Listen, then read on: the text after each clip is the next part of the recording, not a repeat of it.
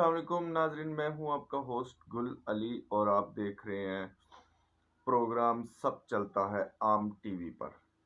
नाजरीन कराम, आज बात करेंगे आज की समाअत पे, जो कि इस्लामाबाद हाई कोर्ट में चेयरमैन पीटीआई की दरख्वास्त पे जेल मुंतकली की समाअत हुई। चेयरमैन पीटीआई की जेल मुंतकली की समाअत पे इस्लामाबाद हाई कोर्ट ने फैसला दिया कि चेयरमैन पीटीआई को अटक जेल से अडयाला जेल मुंतकिल किया जाए। साथ ही साथ chief justice Islamabad high court ने रिमार्क्स दिए कि जितने भी साइफर केस के कैदी हैं उनके ट्रायल अडयाला जेल में चल रहे हैं, तो चेयरमैन पीटीआई को भी जल्द से जल्द अडयाला जेल मुंतकिल किया जाए।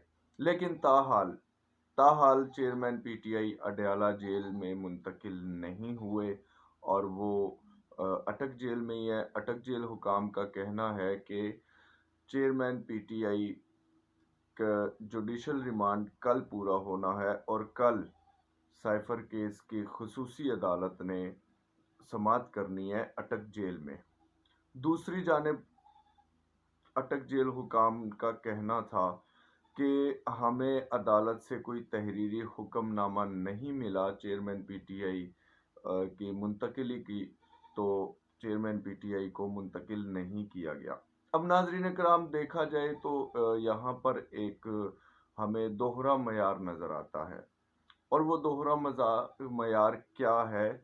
वो ये है कि जिस दिन सेशन कोर्ट में जो ट्रायल कोर्ट था, उसमें जब चेयरमैन पीटीआई की गिरफ्तारी का हुक्म जस्टिस दिलावर हमायूं ने जस्टिस हमायूं दिलावर ने जब चेयरमैन पीटीआई की गिरफ्तारी का फैसला दिया, हुक्म दिया, तो उसके फौरन बाद चेयरमैन पीटीआई को जमान पार्क उनकी रिहाइशगाह से गिरफ्तार कर लिया गया। ये फैसला आने से पहले ही वहाँ पे पुलिस की नफरी तैनात थी और उन्होंने बगैर तहरीरी हुक्मनामे का इंतज़ार किए, बगैर अदालत की तरफ से कोई तहरीर आने के इंतज़ार किए, चेयरमैन पीटीआई को फौरी तौर पे गिरफ्तार कर लिया।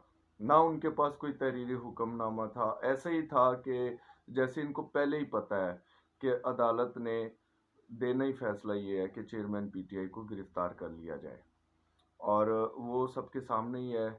हमायूं दिलावर फैसला देते ही जो जज थे सेशन कोर्ट के, वो उसी दिन लंदन के लिए रवाना हो गए और चेयरमैन पीटीआई को फौरी तौर पे गिरफ्तार कर लिया गया। गिरफ्तार करते वक्त ना किसी ने इंतज़ार किया कि कोई तहरीरी हुक्मनामा आए, और ना ही ऐसा कुछ और हुआ। वहाँ अदालत में रिमार्क्स दिए गए और यहाँ चेयरमैन पीटीआई की गिरफ्तारी अमल में आ गई। आज जब अदालत कह रही है कि आप चेयरमैन पीटीआई को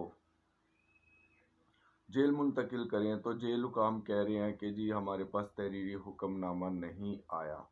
तो ये भी एक बड़ा दोहरा मयार है, और पाकिस्तान में जमहूरी निज़ाम पर ये एक बहुत बड़ा तमाचा है जो पिछले कई अरसे से लग रहा है जमहूरियत के मुंह पे। देखा जाए तो यहाँ पे एक और भी चीज़ है कि पाकिस्तान में 10 साल पहले एक शख्स जो कि सदारत से उतर चुका, आज से 10 साल पहले उस शख्स की सदारत ख़त्म हो चुकी थी। वो है जनाब साबिक सदर आसिफ अली जरदारी साहब। आज भी उनका नाम लेते हुए सदर आसिफ जरदारी यूज़ किया जाता है। सदर आसिफ जरदारी, हालांकि वो सदर नहीं है, वो 10 साल पहले सदर थे, वो साबका सदर है। लेकिन एक शख्स जो आज से 1.5 साल पहले कुर्सी से उतरा as a prime minister of Pakistan, और उस शख्स के लिए साबिक वज़ीर आज़म या उस शख्स का नाम तक लेने पे टीवी पे पाबंदी है।